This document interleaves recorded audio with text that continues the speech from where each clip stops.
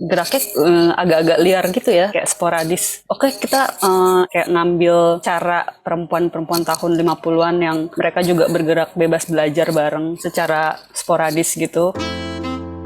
Selamat datang di Laune Podcast. Laune Podcast menampilkan obrolan bersama seniman dari berbagai disiplin seni, membincangkan berbagai perspektif seputar praktik, karya, dan kerja-kerja kesenian dalam hubungannya dengan masyarakat. Oke, selamat malam teman-teman dari kelas Liarsip. Bertemu dengan kita dari laune.id. Perkenalkan dulu, kami adalah sebuah media online yang belakangan sedang fokus pada tema-tema seputar kewargaan. Jadi kami berusaha mencari atau menggali tema-tema di seputar kewargaan yang dekat dengan warga gitu, tema-tema yang dekat dengan warga, terus melihat gitu ada masalah apa, terutama di seputar kebudayaan ya, kesenian dan kebudayaan. Ini adalah tema kedua seputar kewargaan. Yang pertama kemarin sudah tayang warga dan apa Katika? Arsitektur. Warga dan arsitektur. Terus sekarang warga dan arsip. Kenapa kami mengangkat tema tentang arsip? Karena belakangan mulai banyak nih teman-teman yang bergerak di kolektif, komunitas, mandiri atau perseorangan juga banyak yang meneliti arsip-arsip, terus berusaha kayak mengaktifasi arsip-arsip lama gitu, dan itu menarik buat kami, terutama karena nanti satu pertanyaan yang bisa kita diskusikan juga gitu. Sebenarnya warga dan arsip itu gimana sih hubungannya gitu? Apakah setiap individu dalam masyarakat itu bisa dengan bebas misalnya memperlakukan arsip sesuai dengan kebutuhannya dia, dan realitas seperti apa di Indonesia sekarang yang dihadapi oleh para arsiparis gitu. Sebenarnya itu sih yang pengen kita diskusikan gitu. Itu kenapa kami mengundang kelas Liarsip malam ini untuk ngobrol bareng. Jadi mungkin teman-teman dari kelas Liarsip bisa memberi pengantar dulu sejak kapan teman-teman memulai dan kenapa ini dimulai, kenapa kelas Liarsip itu dimulai, kayak gitu. Silakan. Oke, ya perkenalkan kami dari kelas Liarsip, di sini diwakili sama saya, Umi Lestari, selaku salah satu peneliti di kelas Liarsip. Terus ada juga Evi Sri Handayani sebagai yang memiliki latar belakang sebagai arsiparis, film, konservator, dan juga teknisi gitu yang membersihkan seluloid film. Kemudian selain kami berdua ada Mbak Lisa Bonarahman, dia seorang arsiparis yang fokus di film. Lalu ada Julita Pratiwi, peneliti, pengkaji film. Kemudian ada Imelda Mandala, fotografer yang sekarang berada di Jerman. Kemudian ada salah satu anggota kami, manajer festival film dan komunitas film, dan juga arsiparis, yakni almarhum Siti Anissa. Udah pas 6 ya, Vi? Aku nyebutin ya, Vi? Oke. Jadi kami berenam mulanya itu dipertemukan oleh passion kami di film. Evi, Juju, dan Mbak Lisa, mereka memiliki ketertarikan ya untuk melihat kembali dan merawat arsip-arsip film, terutama karya film perempuan. Terus di sisi lain, waktu Evi, Lisa, dan Juju sudah sudah memulai kelas diskusi secara online di kelas Liarsip. Nah, saya diajak untuk bergabung karena Evi dan Juju menemukan salah satu scrapbook yang ada di Cinematheque Indonesia, dan di situ ada nama saya tertulis di situ gitu. Dan pada akhirnya mereka tahu bahwa saya sedang menggarap salah satu sutradara perempuan di Indonesia tahun 50-an, yakni Suratna atau Ratna Asmara. Setelah itu ya kelas Liarsip ada yang masuk, ada yang keluar gitu kan. Terus secara konsisten kami berjalan gitu berenam melakukan diskusi daring sepanjang tahun 2021 pas Delta lagi tinggi-tingginya itu. Nah, kami banyak mendiskusikan seputar kondisi pengarsipan di kawasan selatan itu seperti apa, terutama pengarsipan film. Kemudian di sisi lain kita juga belajar penulisan sejarah film yang menekankan pada agensi perempuan dalam sinema Indonesia. Jadi dari latar belakang yang berbeda inilah si kelas Liarsip berdiri gitu. Nah, mungkin Evi mau nambahin, Vi? Udah cukup. Kalau Lanjut. namanya Kak, namanya kenapa itu? Nah, kalau nama sebetulnya Aja. karena kan dari kata arsip kan kita memang geraknya di situ ya, di arsip film khususnya. Nah, terus terus waktu pertemuan awal-awal gitu sama Mbak Lisa, dia nyebut kita geraknya agak-agak liar gitu ya, kayak sporadis. Oke, kita ini aja deh, kayak ngambil cara perempuan-perempuan tahun 50-an yang mereka juga bergerak bebas belajar bareng secara sporadis gitu. Ya udah, kita jadinya kelas liar.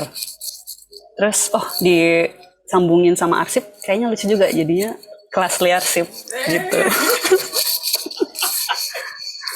Gitu sih kalau dari nama. Bahkan ketika ada pertanyaan lagi nggak? Berarti Kak Umi, Kak Evi dan kawan-kawan tuh memang basicnya memang di arsip, sehingga bikin ini, membentuk kelas ini gitu. Kenapa sih, atau apa yang membuat kakak-kakak tuh bisa membuat kelas Liarsip ini, terutama di film ya? Pasti kenapa menganggap itu penting untuk bikin kelas Liarsip ini sih, kira-kira? Sebetulnya awalnya tuh dari aku dan Juju itu punya kayak semacam keresahan gitu. Kita tuh dekat dengan arsip, tapi kalau aku pribadi kan memang kerjaanku saat itu adalah arsiparis gitu ya, yang lebih banyak praktek. Tapi aku sendiri secara teori tuh kayak masih merasa kurang gitu loh. Terus akhirnya aku punya ide ke Juju, gimana kalau kita bikin kelas tentang arsip gitu. Jadi kita nggak cuma tahu teknisnya aja, tapi juga soal teori-teorinya, soal prinsip-prinsip kerjanya dan lain sebagainya. Akhirnya kita sepakat untuk hubungin Mbak Lisa waktu itu. Terus ngide, gimana kalau kita bikin kelas sama Mbak Lisa. Terus, nah dari situ, dari yang cuma bertiga, akhirnya ketemulah sama Mbak Umi, email, Anis, dan ya kami berenam akhirnya punya kelas ini gitu. Jadi memang awalnya tuh dari situ. Oh iya. Ini mulai tahun berapa? Mulainya itu tahun 2021. Bulan Maret. Dan itu tanggal 14 Maret kita ketemu sama bukunya, scrapbooknya Mbak Umi di Cinematheque. Berjodohnya. Berjodoh, betul. Tapi kelas ini tuh cuman untuk arsiparis atau kakak berenam yang ada di kelas Liarsip sekarang, atau terbuka juga sama orang lain atau arsiparis lain yang mau bergabung dalam proyek-proyek ini? Sebetulnya di awal-awal sih kita mengundang beberapa teman gitu ya untuk yang kira-kira tertarik buat join. Tapi kemudian ya mungkin ada kesibukan lain gitu ya. Akhirnya ya udah deh, kita saat ini kita fokus bikin kelas kecil dulu. Yang penting kayak dari kita berenam tuh solid dulu gitu loh. Nanti setelahnya mungkin kalau ada perkembangan atau apalah ya, kita bisa buka kelas misalnya kayak gitu. Kalau mau buka kelas boleh dong gitu. Iya, ayo banget. Boleh, boleh. Tadi itu baru ngomongin katanya Mbak Umi belum pernah ke Flores. Terus aku bilang, Tika bisa dicatat. Aku juga belum pernah ketika ke Flores, mau dong diajak. Iya, Boleh siapa deh tahu ajak kan. kami belum kemana-mana, aku sama Evi. Wah, bisa nih nanti. Tapi berarti yang Ratna Asmara tuh sudah berlangsung sebelum kalian ketemu ya? Penelitian tentang Ratna Asmara. Mbak Umi sih duluan ya, Mbak Umi. Peneliti. Ya, jadi si penelitian Ratna Asmara sendiri itu kan sebenarnya sudah saya lakukan sejak sejak awal pandemi 2020. Jadi bulan Maret aku mengajukan penelitian ke kampusku Universitas Multimedia Nusantara dan ya dapat support dari kampus. Kemudian aku melaksanakan tahap riset Ratna Asmara. Cuman sepanjang tahun 2020 ada beberapa kendala gitu atau hambatan. Kayak misalnya ekspektasiku karena aku tahu beberapa film di tahun 1950-an itu udah didigitasi atau beralih format ke digital dan bisa diakses peneliti. Ternyata filmnya Ratna Asmara nggak ada di situ gitu. Jadi sebagai peneliti yang terbiasa gitu kan untuk menuliskan sesuatu udah ada teks filmnya, nah itu bikin aku desperado gitu. Terus di Desember 2020 aku datang ke Cinematheque Indonesia dan ternyata film Ratna Asmara, kalau kata Pak Firdaus dengan bahasa teknis yang aku nggak pahami apa-apa gitu, dia ngomong udah ada sindroma asam, lengket, bla bla bla bla gitu kan. Dan jujur orang awam aku nggak tahu, cuman pas aku nanya bisa diputer nggak, bisa tapi nggak bisa lama gitu. Paling kamu hanya bisa lihat 1 menit aja, 1-3 menit maksimal.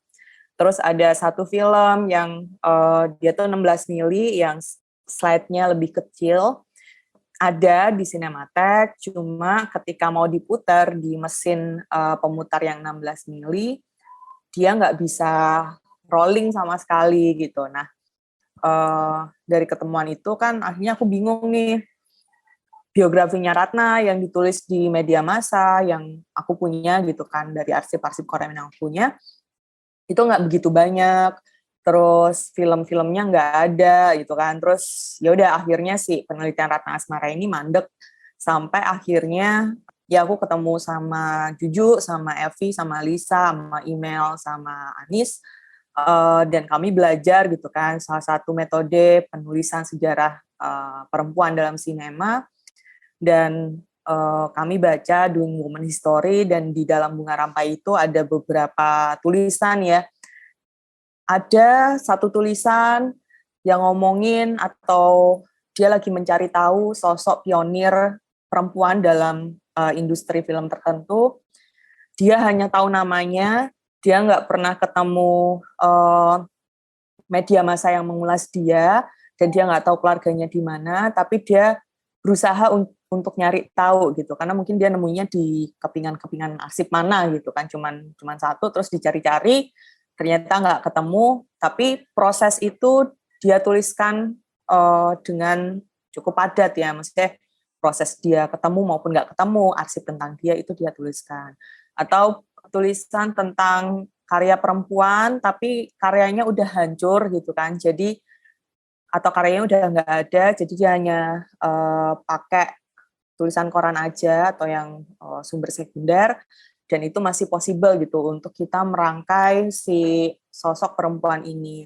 Nah, di kelas liarsip kan pas akhirnya kami gabung, terus akhirnya kami mulai tahu nih harus gimana gitu kan. Nah, itu memperkaya sudut pandangku dan jalan tempuhku gitu untuk menelisik Ratna lebih jauh gitu, dan ya akhirnya bisa gitu dilakukan gitu di kelas liarsip. Awalnya tuh malah sebelumnya ini ya, kita tuh mulainya dari Sofia WD, terus kemudian lanjut ke Ratna Asmara. Nah, dilihat dari periodiknya, kayak duluan Ratna kan. Terus barulah kita ketemu di Cinematek itu sama namanya Mbak Umi. Jadi kita melanjutkan kerja-kerjanya Mbak Umi. Nggak melanjutkan. Tadi gimana dong? Kita kerja bareng untuk mengadakan arsip si Ratna Asmara itu, ya nggak sih? Iya, benar. Ya, jadi ya apa ya yang menariknya dari kelas liarsip kan kayak gitu ya. Kita tahu arsipnya minim, kita tahu arsipnya susah diakses, tapi kita ya menangis sih iya ya, Pi. Menangis sih iya gitu kan.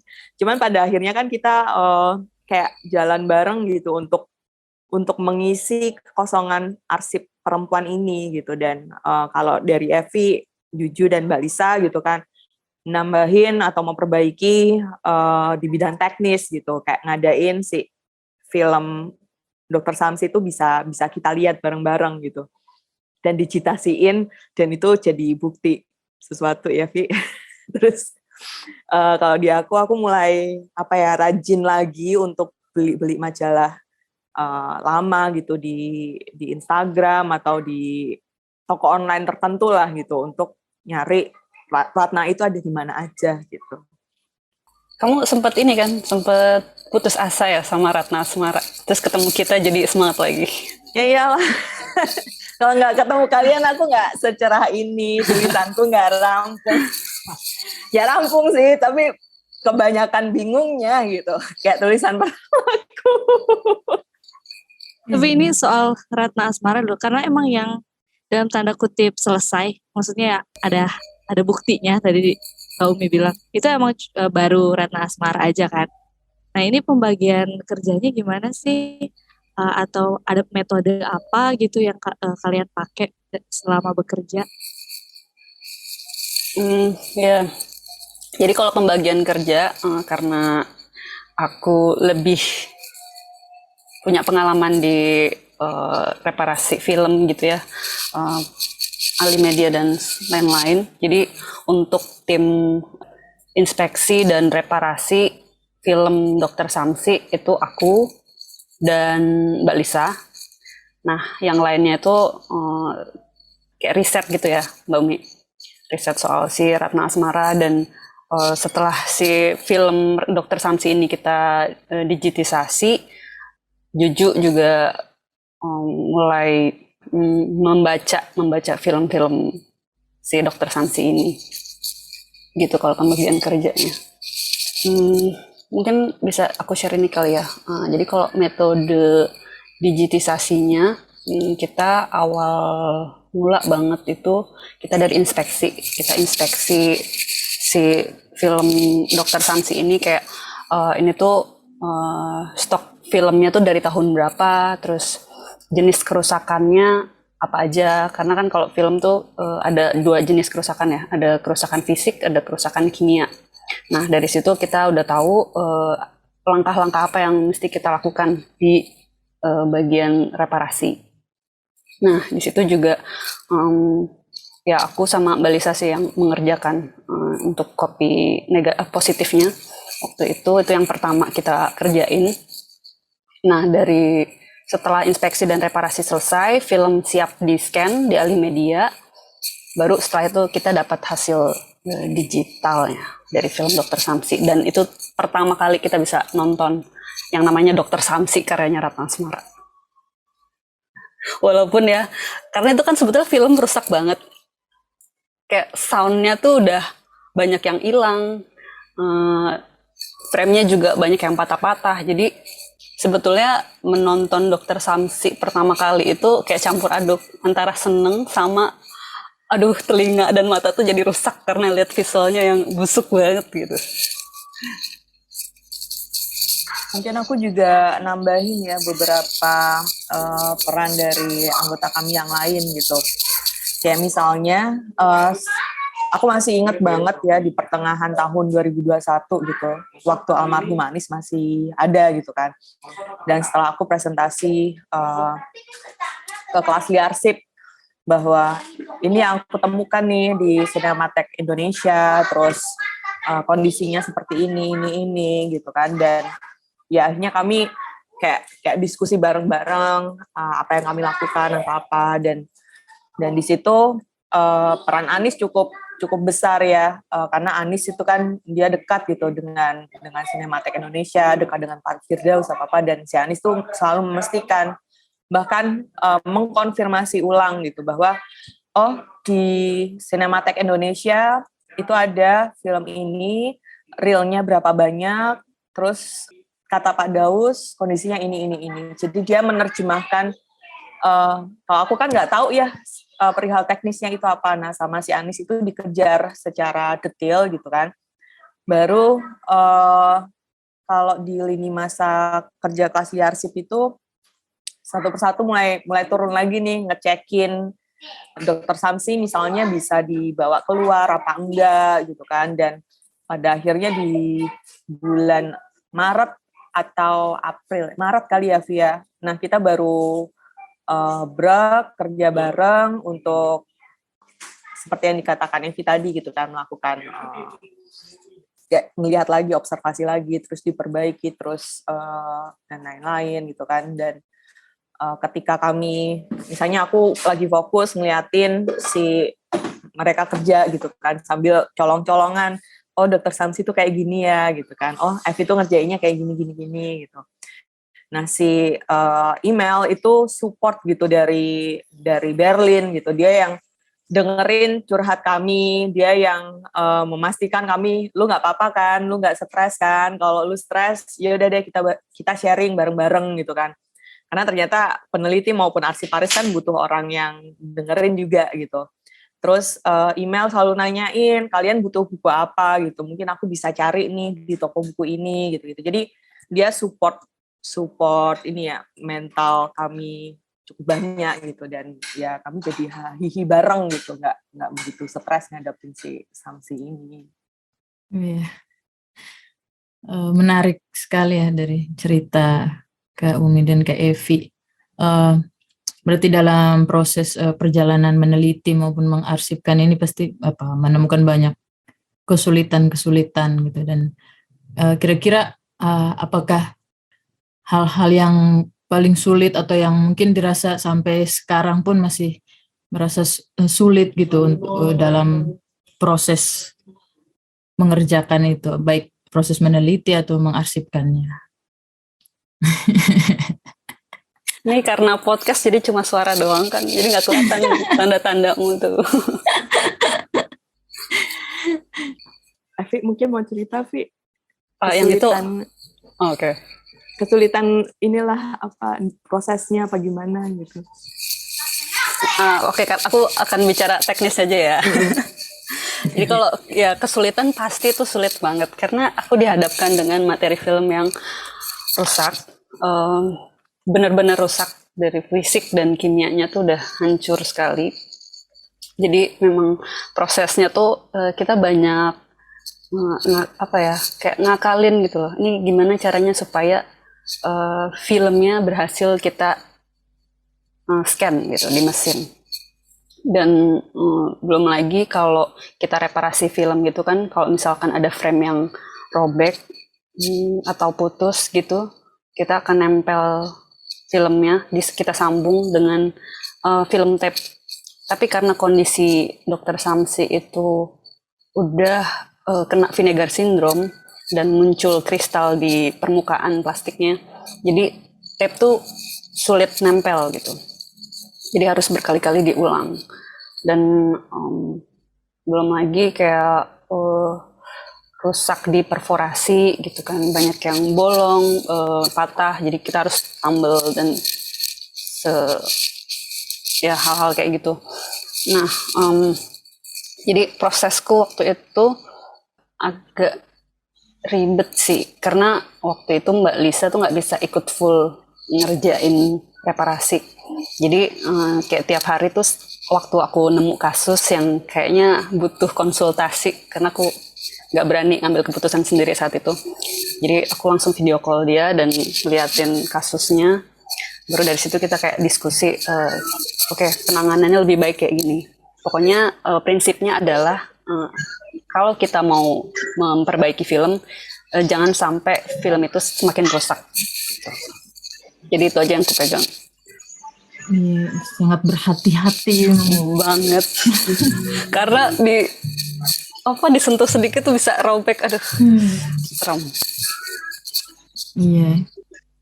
Selain teknik dan juga biaya reparasinya tuh gimana tuh?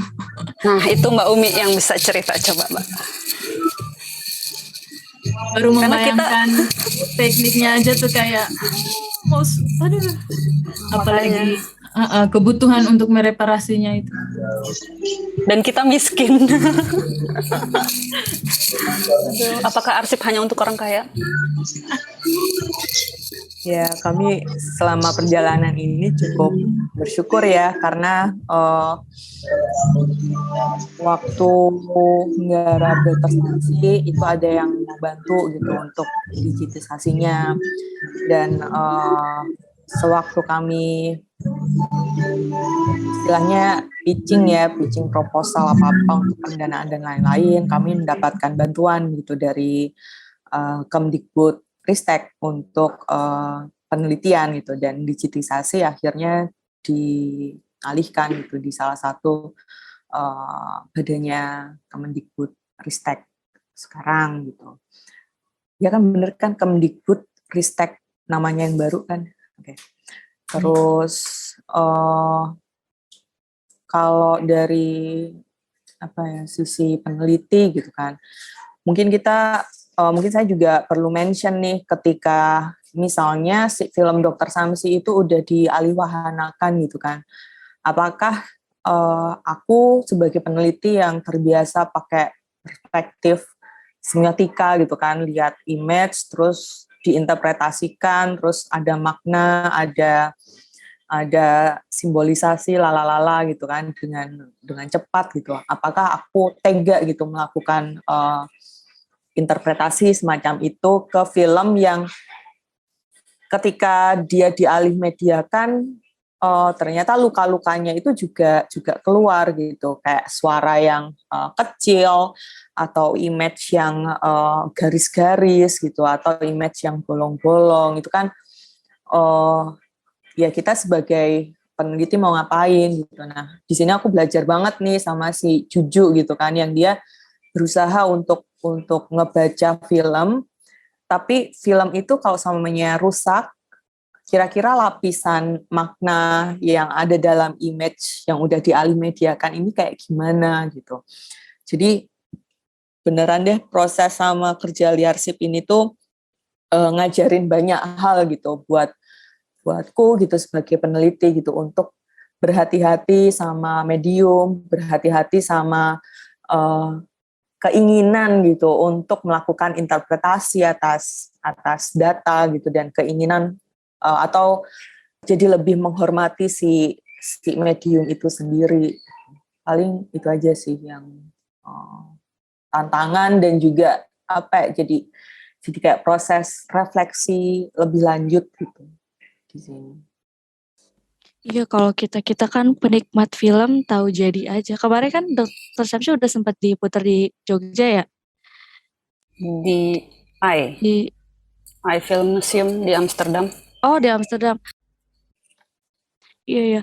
Kalau istilah, sorry ya ini teknis banget pertanyaanku. Istilah yang yang kalian kerjain, memulihkan dari yang rusak menjadi bisa ditonton, itu apa istilahnya, Pak Evi? Istilahnya reservasi ya mungkin. Reservasi ya? Bukan restorasi, Vi. Restorasi bisa juga sih. Tapi kalau restorasi tuh sebenarnya takut salah. Tapi kalau untuk perawatan, kan kalau di perawatan kan nggak cuma ini ya, tapi ada juga memperbaiki kerusakan dan segala macam. Itu kita sebutnya preservasi. Tapi kalau restorasi itu kan kayak mengembalikan bentuk atau look film itu seperti sedia kala gitu kan. Ya tapi itu ada perdebatan juga sih, restorasi yang seperti apa gitu. Oke, ini juga mau nanya, kalian kan pasti selama mengerjakan hal-hal, ya maksudnya baik yang belum selesai atau yang sudah selesai, berhubungan dengan banyak institusi, entah itu lembaga yang ngurusin film di Indonesia gitu. Kita kan nggak tahu ya, maksudnya di media atau di permukaan tuh orang-orang tuh nggak tahu gitu. Ada yang namanya sinematek, ada yang namanya apa-apa gitu yang sebenarnya kerjanya atau perannya itu penting gitu buat sampai film bisa ditonton atau paling tidak menyimpan film supaya bisa bisa diakses. Nah, itu gimana pengalaman kalian berhubungan dengan lembaga-lembaga atau institusi-institusi itu? Dan kerja kalian tuh apakah memudahkan atau ada mungkin birokrasi yang sulit atau gimana? Oke, mungkin aku ya dari perspektif peneliti. Jadi setauku untuk arsip film di lembaga arsip film di Indonesia itu kan yang dalam tanda kutip gede itu ada beberapa gitu, kayak Sinematek Indonesia itu ya pada awalnya tahun 70-an kan dia pionir arsip film ya di Asia Tenggara gitu kan. Terus sekarang kita punya si Arsip Nasional Republik Indonesia atau ANRI. Dia punya koleksi audiovisual yang cukup lumayan gitu, apalagi misalnya film-film yang pernah digarap semasa Orde Lama atau yang terkait dengan atau yang dibiayain sama pemerintah gitu. Nah, itu tersimpan di sana gitu. Cuma untuk misalnya mengakses gitu itu ya kita harus jelas gitu, kamu mau apa, mau lihat film apa, terus fungsinya buat apa, terus kalau semuanya mau meminjam nantinya berapa hari apa karena si film itu supposedly harus dikembalikan kan dan nggak boleh dikomersialkan. Nah, selain dua institusi yang gede itu ya yang nyimpan si film-film itu, mungkin kita juga perlu mention, jadi dia sebenarnya bukan pengarsip, tapi dia nyimpan arsip film yang lumayan banyak, dan itu ada misalnya di perusahaan-perusahaan layar tancap yang dulu aktif semasa Orde Baru gitu kan, mereka selalu mutirin film kemana-mana gitu kan, dan filmnya kan kalau sama yang komersil pasti kopiannya banyak, terus mereka nyimpan kopiannya sendiri gitu. Terus kita juga kalau melihat praktek pengasipan gitu, terutama yang di kontemporer sekarang, ya kita perlu pertanyakan lagi ya si posisi YouTube itu kayak gimana gitu kan. Kalau kita klik misalnya keyword film jadul Indonesia gitu, nah itu akan langsung ya keluar dread gitu, banyak banget, entah dari Orde Baru ataupun Orde Lama cukup sedikit ya. Itu akan muncul gitu di database-nya atau di halaman ininya YouTube gitu. Bahkan si Harimau Campa karyanya Jaduk Jayakusuma juga udah ada di YouTube. Nah, paling kalau semuanya dari aku juga nambahin ya, kita perlu tahu juga gitu si pembuat VCD maupun DVD yang aktif sebelum menjamurnya OTT gitu kan. Kan mereka secara tidak langsung juga ngasih tahu, menyimpan, terus kalau samanya nggak laku terus diapain, entah disimpan di mana gitu kan, di tempat yang apa gitu. Jadi kita bisa ya ngelihat gitu, di Indonesia ternyata ada yang jalannya sangat-sangat liar gitu kan, seperti yang di kanal-kanal digital ini, atau yang katakanlah butuh birokrasi atau butuh cara masuk yang lebih formal gitu untuk bisa mengakses si film-film itu tadi. Iya. di kelas liarsip juga menyimpan ya arsip filmnya atau gimana?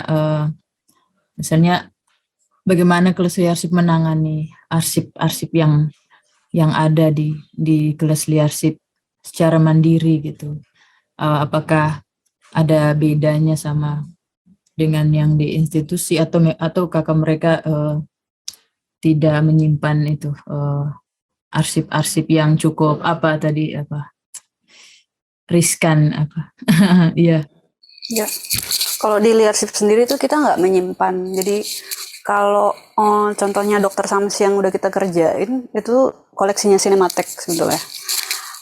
Nah dari situ kita pinjem filmnya di Cinematheek, terus kita kerjakan, kita alih media, dan setelah itu kita kembalikan lagi ke Cinematheek. Jadi memang kalau di Liarsip kita nggak menyimpan, tapi kita menggunakan materi-materi arsip itu untuk bahan penelitian. Mungkin kalau yang disimpan ini kali ya, Mbak Umi tuh hobi banget beli majalah-majalah gosip tahun 60-an yang dia mencari Ratna Asmara di situ. Majalah populer juga kayak tahu nggak sih ada majalah gitu kan, nama majalahnya Duta Suasana gitu. Nah, termnya aja menarik ya, Duta Suasana, brand ambassador suasana. Itulah. Dan itu ternyata redakturnya perempuan gitu kan. Aku juga baru tahu setelah dikasih tahu Juju gitu. Terus ada juga majalah wanita gitu yang lebih konservatif. Terus majalah Varia gitu yang populer tapi ternyata dieditorin sama mantan suaminya Ratna, si Anjar Asmara gitu. Nah, kok di awal-awal sebelum Evi sama Mbak Lisa dan teman-teman yang lain itu melakukan alih media si filmnya Ratna, nah aku tuh ngumpulin kayak punya pikiran gitu loh, oke nih kalau soalnya filmnya nggak ada, kita bisa ngebaca kok Ratna itu, tapi diposisikan di wacana di tahun 50-an itu kayak gimana gitu. Makanya media-media populer yang ngomongin tentang perempuan apa-apa, nah itu yang aku beli dan aku kumpulkan gitu untuk jadi arsip di rumah gitu. Dan ya kadang-kadang kita bisa menemukan arsip-arsip ini di beberapa lembaga ya kayak Perpusnas. Cuma ya majalah-majalah populer seperti ini kan kadang-kadang nggak pernah dianggap ya sama kanonisasi atau sama sama nasionalis dan sebagainya gitu, dianggap yang kelas kedua apa dan dia nggak penting apa gitu. Cuman gara-gara ngumpulin itu aku jadi makin tertarik gitu untuk ngumpulin hal-hal yang terkait tentang perempuan gitu, dan ya siapa tahu bisa membantu gitu di kelas liarsip dan sebagainya. Iya. Pencarian informasi tentang Ratna Asmara tadi juga banyak ditemukan dari itu ya, majalah-majalah sama. Atau mungkin selain majalah mungkin foto atau gambar juga disimpan juga.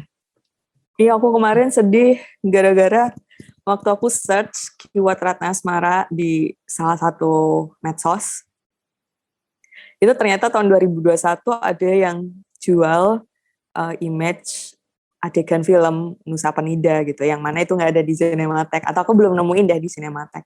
Terus dia kayak asli gitu loh. Terus ada tanda tangan, bukan tanda tangan, ada capnya The New Chief atau rumah produksinya si film itu kan, dan ternyata udah dijual sama yang lain. Dan ya gara-gara nggak dapet itu, jadinya kami nggak dapet the real foto gitu ya, foto adegan. Dan biasanya foto-foto adegan ini kan di zaman dulu itu dipakai untuk dipublikasikan ke media yang populer gitu, untuk penulisan film sebagai bahan publikasi dan sebagainya. Jadi itu aku luput ya untuk mengumpulkan image itu gitu. Tapi rata-rata garis besar sih untuk Ratna sendiri kami masih bergantung sama majalah, dan ternyata unik juga gitu. Jadi ada satu majalah namanya Aneka. Terus di tahun 52 waktu musim bunga di Sela Bintana itu mau dibuat sama Ratna, di tiap edisi itu muncul foto adegan si musim bunga di Sela Bintana. Jebret. Tapi foto itu cuma ada caption aja, nggak ada cerita lebih lanjut filmnya kayak gimana gitu. Terus ya akhirnya kami belajar, zaman dulu soft selling dari filmnya tuh kayak gini ya. Jadi cuma nampilin si image-nya aja di tiap edisi koran dan sebagainya gitu. Jadi kayak ya akhirnya jadi banyak belajar juga sih dari baca-baca itu. Sebelum berkembang maksudnya sebelum maju lebih jauh, aku masih penasaran dengan ya si keberadaan film-film ini yang ketika ditemukan misalnya permukaannya udah mengkristal lah, apalah segala macam. Memang gimana sih? Maksudnya lembaga kan biasanya dananya tetap gitu kan, tiap tahun ada duitnya lah gitu. Kok bisa ya gitu sampai kayak gitu? Terus kenapa? Maksudnya kan para pakar tuh banyak gitu. Karena gini, kenapa aku nanyain ini? Karena waktu meneliti tentang Saada Halim, salah satu jalan yang ingin ku lalui adalah mencari peer groupnya Saada Halim, orang-orang perempuan-perempuan dari Minangkabau yang kemudian hijrah pergi ke merantau ke Jakarta, dan mereka kan kayaknya main bareng. Ada yang main teater, ada yang main tonil, ada yang bikin film, ada yang kerja di media, apa segala macam gitu. Aku tuh pengen gitu. Nah, terus waktu itu sempat nanya, ini Ratna Asmara ini ada nggak filmnya, dan nggak ada gitu, nggak ada yang punya gitu. Masa nggak ada yang tahu ini bisa diaksesnya di mana? Gitu. Itu bisa jadi meskipun kita nggak secara langsung gitu ya meneliti tentang Ratna Asmara atau tentang film, tapi kan itu kita bisa melihat kayak tadi gitu. Baca majalah populer untuk melihat situasi tahun sekian gitu, itu kan bisa jadi sumber sekunder kali ya, sumber sekunder ketika kita sedang meneliti sesuatu gitu. Makanya aku agak apalagi ini film gitu, gimana teman-teman melihat soal perawatannya kayak gitu. Itu aja sih sebenarnya, rasa penasaran gitu loh. Itu dia Kak, kita juga penasaran kenapa lembaga-lembaga itu tidak merawat materi-materi arsipnya dengan sangat baik. Jadi berakhir di heran doang ya, udah. Iya, maksudnya mereka ya jelas punya dana tetap gitu kan, source-nya ada, terus tempatnya juga ada, alat-alatnya juga ada, kenapa malah terbengkalai kayak gini? Dan ini kan jadi kayak sayang banget nggak sih, kenapa udah diberikan kayak ada dana dan segala macam tapi nggak dipergunakan dengan baik gitu loh. Justru malah kita ini yang liar-liar ini malah justru bisa melakukan perawatan, dan bahkan orang sekarang bisa ngakses filmnya karena kita udah ahli media gitu kan. Aku jadi kesel. Tapi ya aneh juga sih, maksudnya kayak saking apakah si materi arsip ini sebegitu tidak pentingkah sampai diterlantarkan seperti itu? Padahal ini tuh bisa dibilang arsip yang cukup penting gitu. Ya kayak yang Kak Aura bilang, bahwa ini bisa jadi bahan penelitian, kita bisa tahu orang-orang zaman dulu tuh seperti apa, latar tempatnya seperti apa, pakaiannya seperti apa. Maksudnya itu kan banyak sekali yang bisa diambil ya dari materi-materi arsip, terutama film gitu. Nah, aku kayak curiga jangan-jangan tuh memang arsip ini tuh nggak terlalu dipedulikan gitu loh. Nah, sebetulnya dan kita melakukan alih media ini dan penelitian Ratna Asmara ini dengan kita digitisasi film Dr. Samsi ini kayak mau ngelabrak gitu. Kayak kita bisa loh ngerjain, kok kalian enggak sih? Lihat nih, sekarang udah bisa nonton filmnya. Kamu jangan ketawa aja. Omi komentar kayak. Nanti kalau semuanya aku yang ngomong akan banyak tit. Tapi emang benar gitu apa yang dikatakan sama si Evi ya. Jadi ketika aku mungkin di pertengahan tahun 2021 gitu.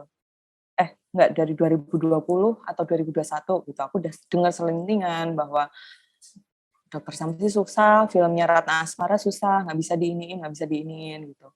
Tapi akan dicoba deh tahun depan gitu. Sampai ada penundaan ya mungkin selama setahun apa 2 tahun gitu. Tapi ketika misalnya dari kelas Liarsip nih bareng-bareng dalam tanda kutip maksa gitu ya.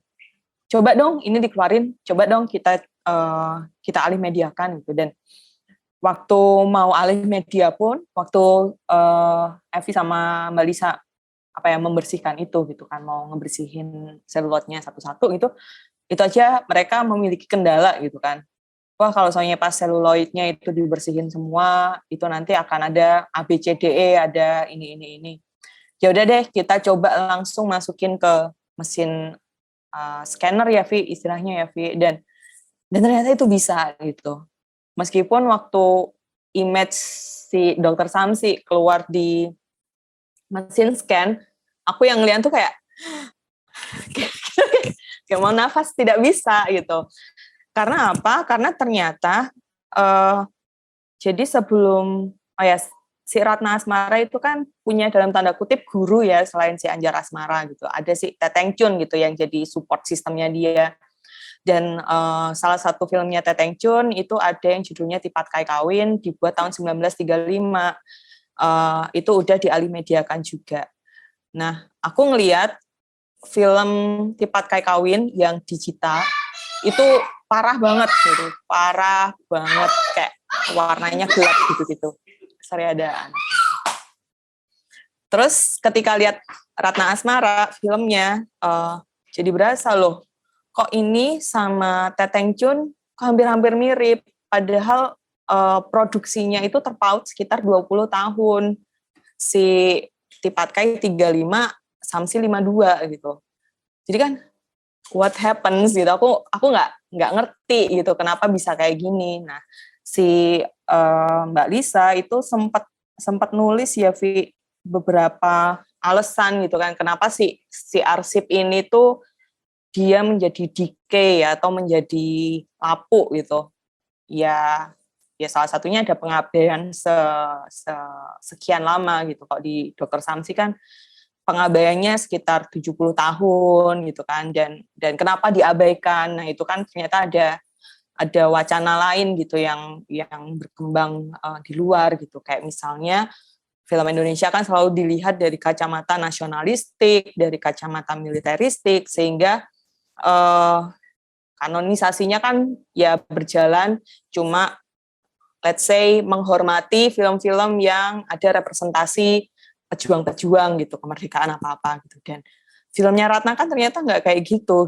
Dia justru merepresentasikan posisi perempuan gitu yang harus ninggalin anaknya. Dan kalau kita lihat pakai kacamata nasionalisme gitu, ya ternyata nggak cocok gitu loh si filmnya Ratna ke nasionalisme, yang nasionalisme klasik ya, yang kita mereka perang-perang gitu, itu kan nggak masuk gitu. Tapi ternyata ya kayak misalnya email gitu, ngelihat ya film ini tuh sebagai dokumen itu cukup kaya gitu, karena si Samsi tuh kayak menghadirkan apa ya, realitas kesenjangan kelas gitu, dari yang miskin versus yang kaya itu kayak gimana. Terus dari cara tuturnya gitu kan, keluarganya Dr. Samsi dan si Sukayesi atau yang diperankan oleh Ratna itu bahasanya formal, sedangkan Leo yang antagonis itu bahasanya pasaran gitu. Jadi dari permainan bahasa aja kan kita jadi nyatetin gitu, oh si ini nih ngerekam jenis bahasa tutur gitu di tahun segitu gitu. Nah, sayangnya di masa lalu kan nggak ada ya yang bisa ngelihat hal-hal yang detail kayak gini gitu, dan itu ternyata imbasnya cukup gede gitu di Ratna dan film-filmnya. Oke, setelah seluruh proses ini, senang dan sedih, suka dan duka, apa selanjutnya yang hendak dicapai oleh kelas Liarsip, dan apakah ada kecenderungan mau kayak, kan sering nih apa kayak arsip yang udah jadi, yang udah ditemukan dijadikan basis dalam penciptaan apa gitu, bikin apa gitu. Apakah menuju ke sana? Gimana Mbak? Ya, kita mention aja kali ya, promosi buku. Oh iya dong. Selling, self-selling buku. Ya, jadi kelas Liarsip di akhir tahun ini sedang dari tahun ini sih, dari awal tahun sampai akhir tahun ini kami sedang mempersiapkan penerbitan buku yang fokusnya itu ke sosok Ratna Asmara dan bagaimana kami membaca Dr. Samsi gitu kan, dengan latar belakang kami yang beda-beda. Ada Mbak Lisa dari Arsiparis gitu yang pernah istilahnya mendigitisasikan maupun melakukan restorasi atas film-film Usmar Ismail, terus dia ngelihat kasusnya di Ratna kayak gimana. Ada Evi yang nulis diary Arsiparis gitu kan, pengalaman dia berhadapan dengan positif real maupun negatif real dari Dr. Samsi. Ada saya sendiri yang menulis alhamdulillah bisa lebih padat gitu tulisannya tentang biografi Ratna Asmara sebagai performer maupun sebagai sutradara, dan list film-filmnya ada apa aja. Terus ada Juju yang istilahnya melakukan refleksi gitu atas kalau lu mau baca teks film, bacanya gimana gitu. Terutama ketika kamu baca film-film yang rusak. Terus ada email dari perspektif penonton yang cukup awam gitu kan, ngelihat Dr. Samsi pertama kali di layar gede kayak gimana. Dan ada Siti Anisah gitu yang menuliskan biografi dan juga filmografi Dr. Samsi. Terus selain buku, kami juga menyiapkan seri tentang Ratna Asmara dan proses digitisasi Dr. Samsi, dan harapannya bisa tayang entah akhir tahun ini atau tahun depan 2023. Doakan saja yang itu jangka pendek kami gitu. Jadi 2023 bisa akses film serinya atau video pendeknya dan juga buku dari kelas Liarsip.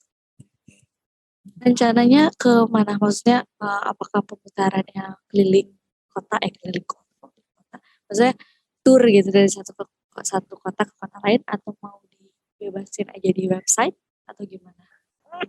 Yang mana ya? Yang video atau yang buku atau yang filmnya? Oh, filmnya.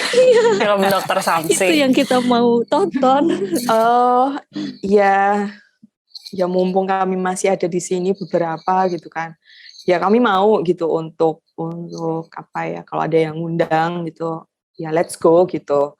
Kita upayakan bareng-bareng sih supaya Dr. Samsi bisa dilihat juga gitu sama teman-teman di komunitas yang lain gitu. Karena bisa aja kasus seperti Ratna gitu misalnya itu terjadi pada, ya kita nggak tahu ya, atau kita hanya belum tahu aja gitu, kayak pembuat film amatir di Flores gitu. Mungkin ada, tapi arsipnya nggak pernah keluar karena itu arsip keluarga, atau pembuat film amatir yang lainnya gitu di masa Orde Lama maupun Orde Baru gitu. Karena tauku sebelum bioskop mulai mapan gitu kan, beberapa kawasan di Indonesia itu punya tradisi menonton gitu, dan ya siapa tahu kita bisa bertukar ilmu gitu untuk ke situ. Jadi boleh ya kalau misalnya ada komunitas yang mengundang di kotanya untuk pemutaran film tersebut. Boleh banget. Boleh banget. Justru mau. Undang kami, boleh banget. Karena komunitas KH punya apa ketika, ayo ceritain. Iya, iya. Apa sinema ya? Di Flores sendiri tuh kan ada satu film juga yang dibuat tahun berapa? 1930-an. Amorira bukan? 1920 20 apa 30? Amorira ya. Sama Ria Rago, tapi Amorira kami belum pernah lihat gitu arsipnya. Yang sempat dinonton baru-baru tuh yang Ria Rago itu, yang film bisu itu. Kalau bisa juga tuh kalau ada waktu kesini ngobrolin film-film juga yang ada. Mau aku bisikin nggak? Ya, jadi Ya. gini, kan selama ini apa ya, diskusi tentang kanonisasi di Indonesia kan selalu dimulai dengan film Lutung Kasarung yang dibuat di Jawa ya, dan diproduksi sama Bupati Bandung gitu. Cuman sayangnya si film itu kan nggak ada sama sekali gitu. Nah, bisa aja nih, misalnya dari teman-teman di komunitas KH apa-apa, memperbanyak kayak penulisan kembali tentang si film ini kayak gimana, bikin mengapa film ini penting gitu kan buat masyarakat di NTT maupun Indonesia gitu secara lebih besar gitu, karena bisa aja si Amorira ini kan jadi salah satu heritage kebudayaan kita gitu, dan dalam tanda kutip bisa lebih valid gitu ketimbang si Lutung Kasarung gitu, karena materinya masih ada gitu. Dan ya kalau ya goalnya sih mungkin bisa bawa lah si film itu balik lagi ke masyarakat di NTT gitu, atau diputarkan kembali ke masyarakat yang istilahnya tuh pernah ini ya jadi tempat syuting di situ apa-apa, itu kan kayak lucu banget ya. Kayak memanggil kembali gitu memori filmis yang ada di situ. Mungkin ya. Ya, menyambung dari itu soal arsip dan warga tadi ya. Ya, arsip ini juga bagian dari sejarah kan, salah satu fakta sejarah yang juga menjadi bagian dari warga masyarakat gitu. Menurut Kak Umi dan Kak Evi itu bagaimana atau cara apa saja sih yang bisa digunakan, dipakai untuk mendekatkan warga dengan arsip, atau dengan kata lain menjadikan arsip ini tidak asing gitu dengan warga. Ya, seperti pengalaman kita baru tahu aja ketika kita mencari gitu, misalnya di komunitas KH, tahu arsip, bikin pameran gitu, yang kebanyakan tidak diketahui gitu sama warga, apalagi generasi generasi kita kelahiran 90-an itu aja sudah susah gitu. Ya, gimana sih kira-kira entah dari film atau selain film atau gimana yang menurut Kak Umi sama Kak Evi jalani selama ini? Aku malah kepikiran untuk bikin kayak pemutaran tapi ala-ala layar tancap gitu loh. Kalau layar tancap kan kayak lebih dekat ya dengan kalangannya lebih luas lah. Jadi orang tuh ya cara mereka untuk mengakses si arsip ini ya salah satunya dari film layar tancap ini. Mungkin bisa dilakukan sih, tapi kalau sekarang kita kan kayak belum ada rencana ke situ ya. Mungkin ada diskusi atau FGD gitu. Kalau dari aku, mungkin aku sharing ini ya, pengalamanku kerja di IFAA, terus megang hibah karya gitu. Jadi di program itu ada semacam undangan gitu kan untuk publik supaya bisa memberikan nafas baru lagi gitu ke arsip. Jadi ada beberapa lembaga dikumpulin, terus mereka punya arsip digital, dan setelah arsip digitalnya udah jadi, warga itu diundang gitu untuk bikin dalam tanda kutip karya baru gitu dari si arsip ini gitu. Makanya di hibah karya ada beberapa item gitu, kayak ada yang bikin film, ada yang bikin pameran, terus ada yang bikin buku atau nyebarin VCD yang isinya musik-musik tradisional yang tersimpan di Tikar Pandan kalau nggak salah.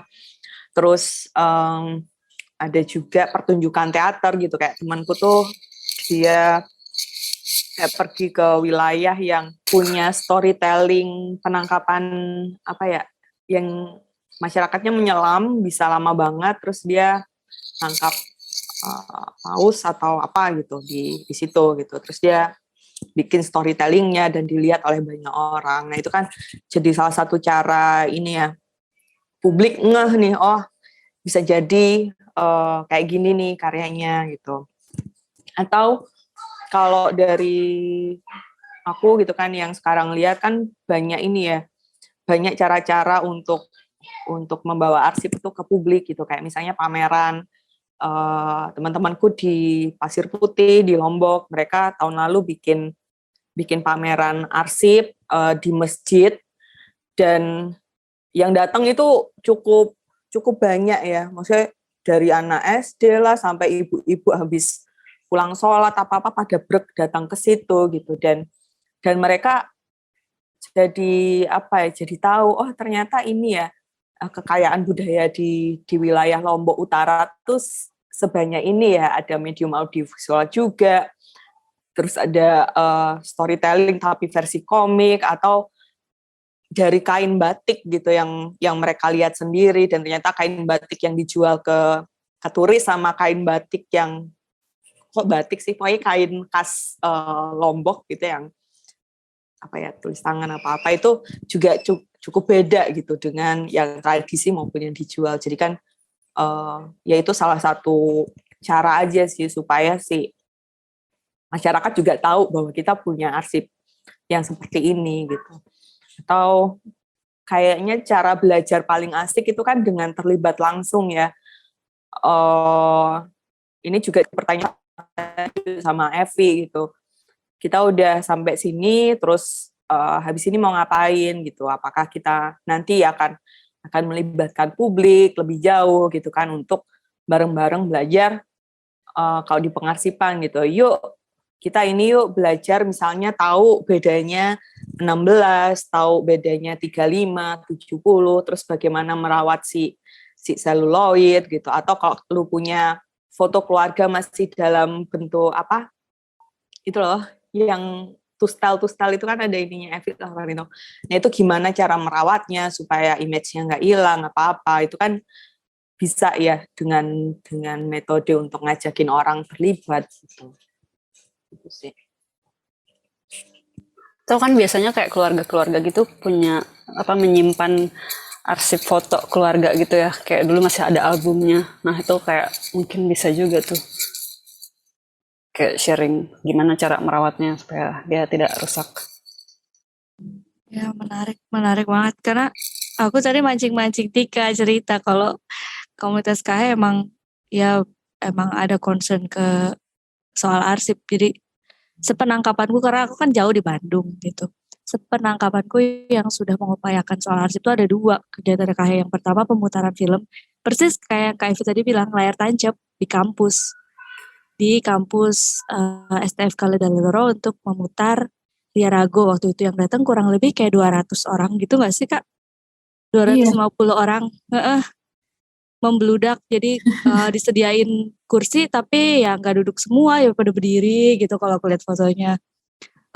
Dan itu kan film bisu ya, maksudnya bukan sesuatu yang akrab sekarang gitu. Wah menarik banget lah pokoknya, itu yang pertama. Terus yang kedua, museum Beacon Bluewood. Jadi ada salah satu museum yang menurutku harusnya gitu, penting banget di Flores maupun di Indonesia, namanya Museum Beacon Bluewood, yang menyimpan apa sih, tengkorak apa sih Kak? Tengkorak stegodon. Artefak stegodon. Stegodon ya? Stegodon, manusia purba juga ada di situ, tapi kondisinya ya berdebu ya, segala macam itu. Terus kemudian di restorasi atau apa sama teman-teman komunitas KH, dirapiin, dikurasi ulang, ditampilkan seperti event-event zaman sekarang lah gitu, kayak ada acara musiknya, ada ngobrol bareng senimannya gitu, dan yang datang banyak banget, kurang lebih sebulan, dan itu tiap hari ada orang datang. ada yang jadi guide-nya gitu ngejelasin. Dan kebanyakan orang mau merah ya Kak Tix. Iya, Yang datang orang situ gitu, tapi mereka kayak oh ya gitu. Baru tahu gitu. tidak tahu sejarah sendiri. Iya. Eh, Waktunya kayaknya udah sempit banget. Aku nanya ke Kak Evi aja deh. Eh, ini soal teknologi gitu. Kayak tadi kan banyak banget hal-hal teknis. Memang sampai sekarang kalau bahas apa film tuh erat banget kaitannya sama teknologi. Gitu. Ketika mau bikin film harus ngerti teknologi gitu.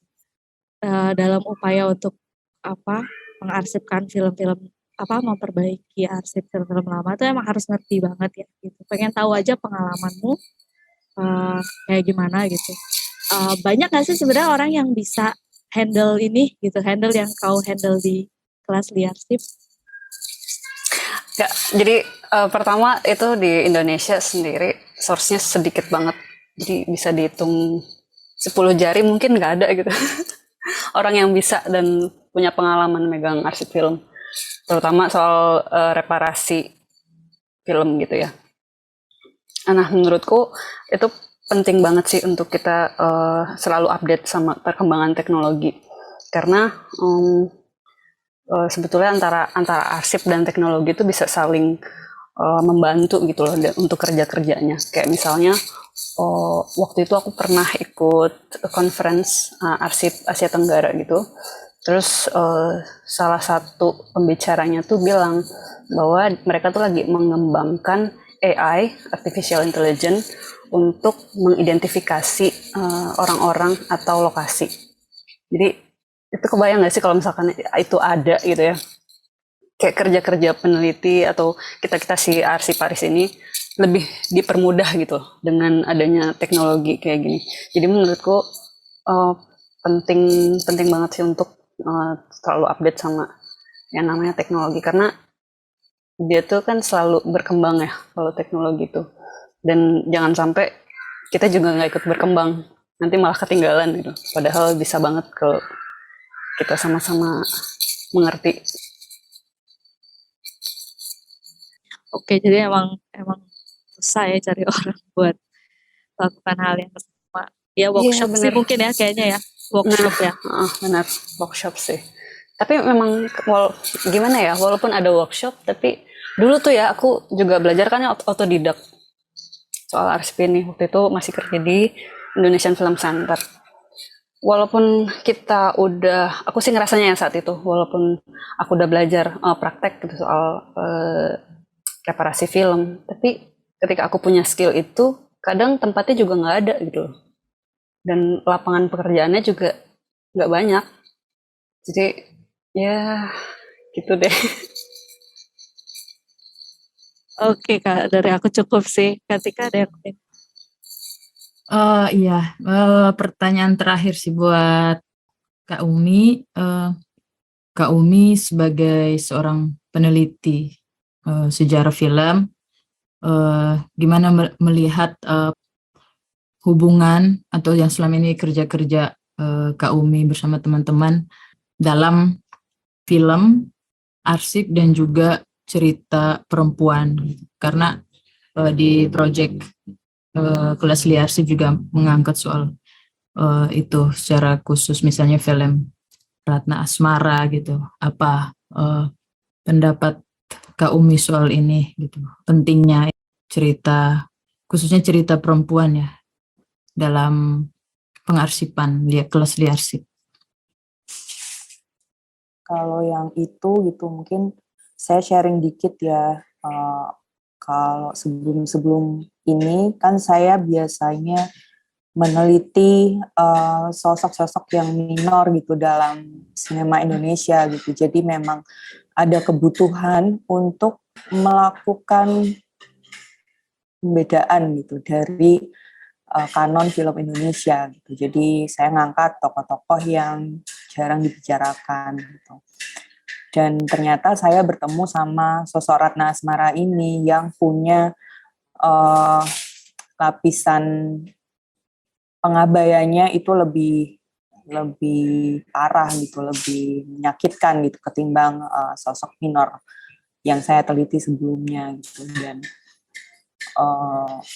ketika kelas liarsip bersama-sama mengupayakan untuk mengadakan si arsipnya Ratna Asmara itu sendiri, itu kan bisa dilihat sebagai sebuah tindakan gitu yang cukup menantang gitu kan bagi kanon itu sendiri gitu, karena ya yang selama ini kamu abaikan kami bisa kok untuk menghidupkan kembali gitu. Dan jalan paling awal gitu kan dari kerja kami ini kan sebenarnya melakukan validasi gitu atas kerjanya Ratna gitu sebagai sutradara, sebagai individu kreatif, sebagai orang di belakang layar, dan juga sebagai aktor gitu. Karena sebelumnya kan kalau kamu mau melakukan validasi kan dalam tanda kutip butuh bukti gitu.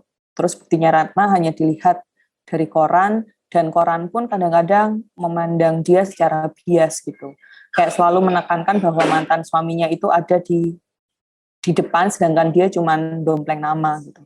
Tapi ternyata setelah kami mengupayakan Dokter Samsi, oh ya ternyata enggak gitu. Si Ratna itu dia punya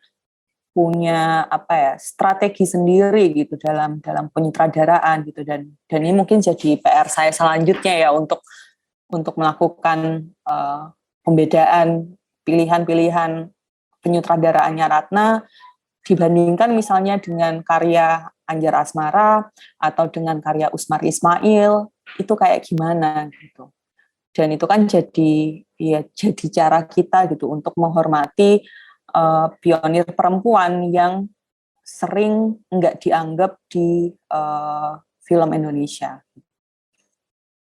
Ya, diskusi soal ini pun masih berlanjut ya sama teman-teman kelas liarsip di berbagai forum gitu ya. Apa juga mungkin tokoh-tokoh lain yang sedang atau akan diteliti oleh kelas liarsip mungkin khususnya yang perempuan? Sofia WD kali ya habis ini ya. Wah, Sofia WD. Kami latihan pelan-pelan gitu kan. Kita sisir lagi nih, kira-kira ada nggak ya aktris-aktris perempuan ataupun pionir perempuan gitu. Meskipun dia nggak jadi sutradara gitu, cuman oke, dia jadi sinematografer atau editing gitu. Di industri film di awal-awal itu kan jadi PR kita juga gitu untuk mencari sosok itu dan memberikan validasi atas kerja mereka gitu, karena ya kalau dilihat-lihat kan kanonisasi di film Indonesia kan selalu bertumpu pada sutradaranya siapa nih gitu kan. Jadi yang keren itu selalu sutradaranya gitu, padahal mungkin di belakang layar kru-krunya yang lebih punya visi gitu, mungkin kayak gitu ya. Jadi kita lagi mencari kemungkinan penulisan pionir lain. Iya, wah keren, menarik. Seru. Terima kasih ya teman-teman. Sukses buat. Makasih juga. Dan Rio. Ya. Terima kasih Evi. Iya, makasih banyak. Kalian tuh kayak apa ya? Kalau menurutku ya, kalian kayak menyelamatkan dua hal gitu. Bukan cuma menyelamatkan film, tapi juga menyelamatkan stigma atau apapun itulah, opini publik lah atau apa tentang perempuan gitu. Jadi kalian kayak superhero gitu. Wow. Aku tuh bayangin Kak Evi tuh kayak di depan meja gitu kayak ahli-ahli kimia. Iya kayak gitu. Iya kan kayak gitu kan makanya kayak gitu. Lihat deh keren banget besok. Kayak gitu Evi. Keren banget. Tapi kayaknya kalau Hiro enggak deh ya. Kita melakukan apa yang harus kita lakukan sih. Iya. Ya, tapi gini nggak sih kayak kehadiran inisiatif untuk menuliskan sosok perempuan itu kan ternyata ada setelah reformasi pun makin meningkat lagi setelah 10 tahun pasca reformasi gitu kan. Nah, jangan-jangan reformasi itu sendiri kan masih banyak bolongnya gitu, dan kerja kita sebagai orang yang ingin tahu lebih banyak jadi double. Ya nggak sih? Jadi makin tahu gitu. Ya sama lah kayak kalian.